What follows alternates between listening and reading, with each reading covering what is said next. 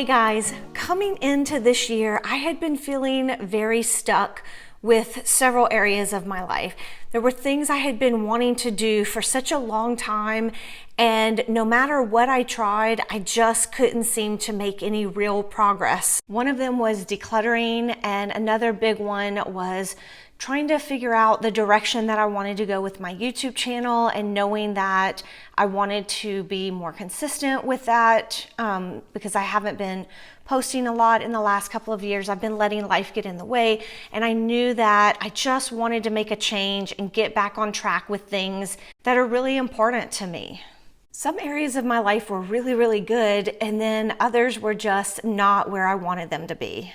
I knew coming into 2023 that I was going to make changes, that I was definitely going to start doing some things differently. I even made a video at the beginning of the year talking about how I was going to level up this year, and that relates a lot to what I'm going to be talking about in this video, so I'll link that if you want to check that video out. I knew at the end of last year that I was going to be making some changes as I entered the new year, but I also wanted to make sure that I wasn't going to be doing it in such a way that it would cause me a lot of overwhelm, because I knew that would just set me back and not help, because that's part of the problem I've been dealing with for the last few years anyway, is just feeling like there was so much that I needed to accomplish, so much to get done, and everywhere I would look, I would see the clutter. I would have pain in my body that I'm trying to heal, and even though I would make progress, I would still feel overwhelmed because I wasn't making progress fast enough or just the way I wanted it to be going, which is why I was stuck in the first place. I also knew that I wanted to be able to create my days in such a way that I looked forward to waking up in the morning and accomplishing the things that I was going to accomplish the next day. I spent time thinking about how I wanted to feel each day throughout the year. And through my 12-week year, that's one of the things I have been focusing on. When I lay out my days, I've been very intentional about how I want to feel at the beginning of the day, throughout the day, and at the end of the day. Last year, I read The 12-Week Year. The subtitle of the book is Get More Done in 12 Weeks Than Others Do in 12 Months. Remembering that I had read the book and that I really liked the premise of the book at the time, I got to thinking, like, could I do that? Could I make that work? Would shrinking my year down to 12 weeks actually help motivate me or be the catalyst to getting me on the right track with things? I made a decision right then and there that I was going to try my first 12-week year. And as I'm filming this video, it is my very last week. It's the end of March, so it's the last week of my 12-week year. And I am so excited to say that I have made so much progress. I can't even tell you how I'm feeling right now, just looking back at January, February, and March and seeing all the progress that I've made. It said get more done in 12 weeks than others do in 12 months. And I definitely can say that I have gotten more done in real results, accomplishing things that I've been wanting to accomplish for years, especially when it comes to decluttering my house and feeling like I've really got on a good footing with that. And so many other areas of life, so many things I've accomplished, which I'll go into all the different things in another video, because I do want to share this journey with you and how I'm evolving and how I'm growing and the difference some of these things that I'm doing have made in my life. So I will definitely talk more about that. The idea behind the 12-week year is that you treat your 12 weeks as if it were the entire year. You set 1 to 3 big goals that you want to accomplish in that 12-week time period. And the fact that you're treating it as a year, which it is becoming your year, they're very clear in the book that this is not just breaking your 2023 or whatever the year is into quarters. That's still annualized thinking, that what you're doing is actually making that 12-week period your year, that within that 12 weeks, you're going to accomplish these goals. The idea behind that is that you're creating a sense of urgency and a timeline, and you're only picking 1 to 3 goals. So that way you're very honed in on exactly what it is that you want to get accomplished in that 12-week time period. The authors of the book walk you step by step through how to go about setting your goals and how to create tactics for each goal. So the idea is that you set your 3 big goals that you want to accomplish for the 12-week year, and then you write out tactics for each goal. So those are several steps, specific things that you're going to do on either a daily, a weekly, monthly basis for accomplishing those goals. And it depends on what the tactic is as far as whether or not you will end up doing that tactic every day, or once a week, or once a month. They also talk a lot about accountability in the book, and they describe exactly what accountability means, and that it's not what we all tend to think it means, like consequences. They talk about how it's actually taking ownership of the things that you're doing. And so one of their things that they have you do is they have you do a weekly rating for all of your tactics, so you can really keep track of how much progress you're making towards your goal.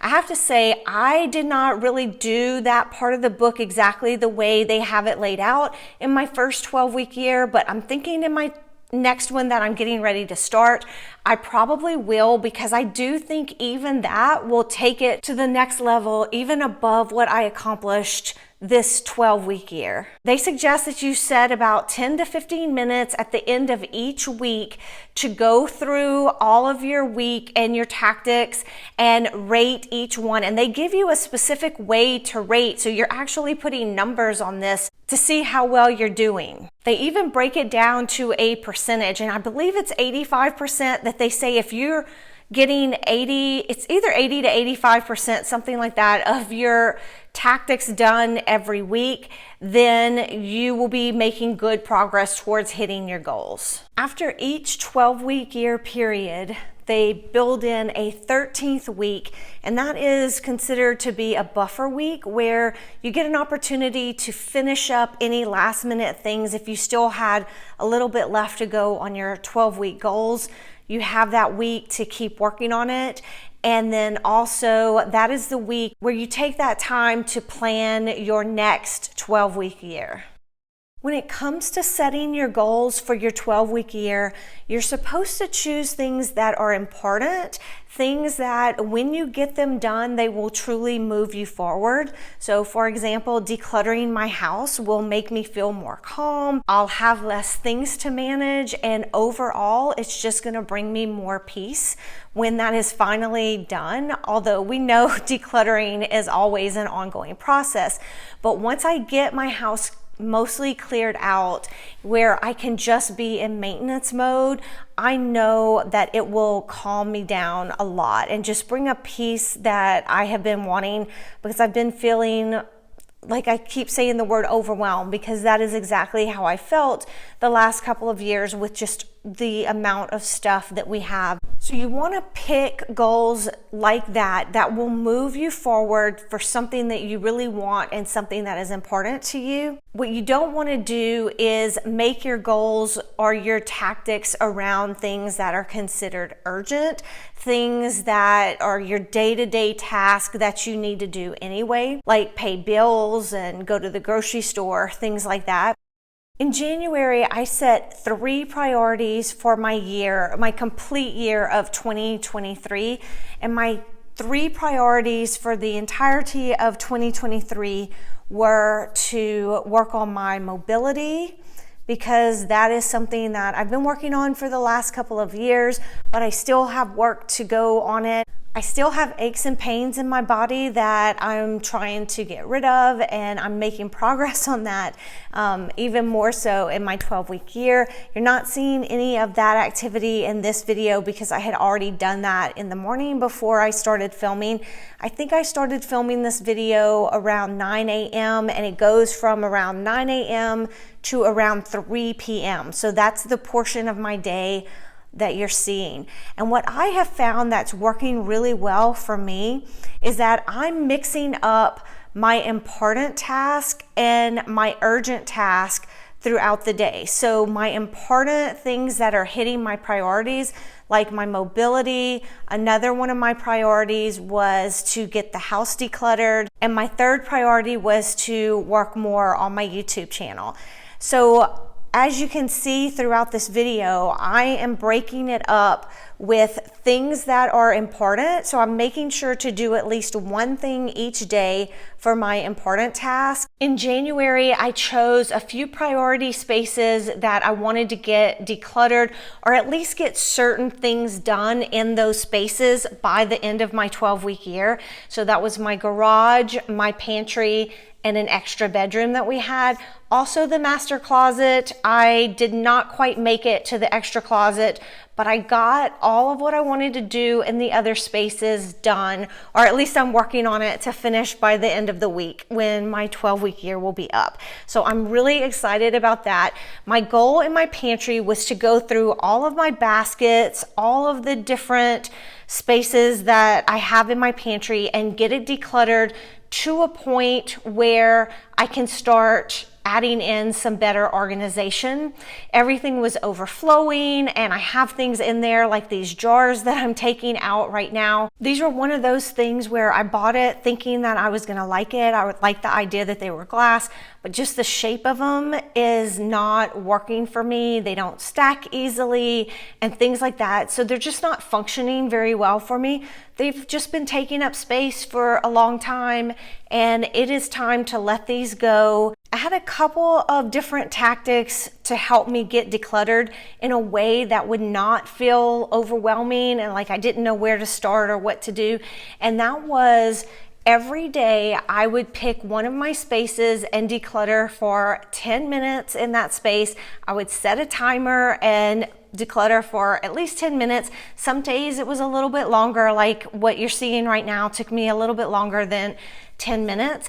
But the whole idea is that I was doing just one little section of a space, or today my intent was to take care of these jars. So it was a very specific thing that I was doing. Some days I went in the pantry and did one basket for 10 minutes or two baskets. However much I could get done in 10 minutes was good enough. Another goal or tactic that I've had that kind of goes along with the 10 minutes is that on top of doing some type of decluttering for 10 minutes every day, I would also add 3 items to my donation bin every day.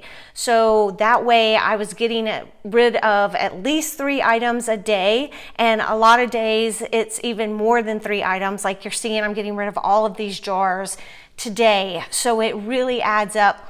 And I found that doing this in little bite-sized pieces like this is what's so awesome about the 12-week year, was by picking these specific spaces to declutter and taking it with little bite-sized pieces at a time, I have made all the progress I was wanting to make in this time. And I've even been able to declutter other little spaces. I have a video where I did some zone decluttering, and that was a bonus declutter. I've decluttered some other drawers and cabinets that have just been bonus declutters, not part of the rooms where I was specifically wanting to declutter.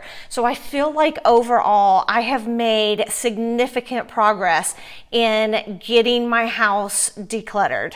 And one of the best things is that I feel like the more that I do, the more momentum that I get, and it just propels me to do more and more and more. As I reflect on these 12 weeks, I feel like there's definitely things I could have done better. There's certainly things I could have done more of. I know I did not do as much with YouTube as I wanted to. I did prioritize mobility and organization or decluttering over my YouTube channel this time, and then also some other things that I had going on. I did actually a lot of traveling during these last couple of months, and so things like that came into play, which impacted my YouTube, along with some other things which I'll get into more in another video.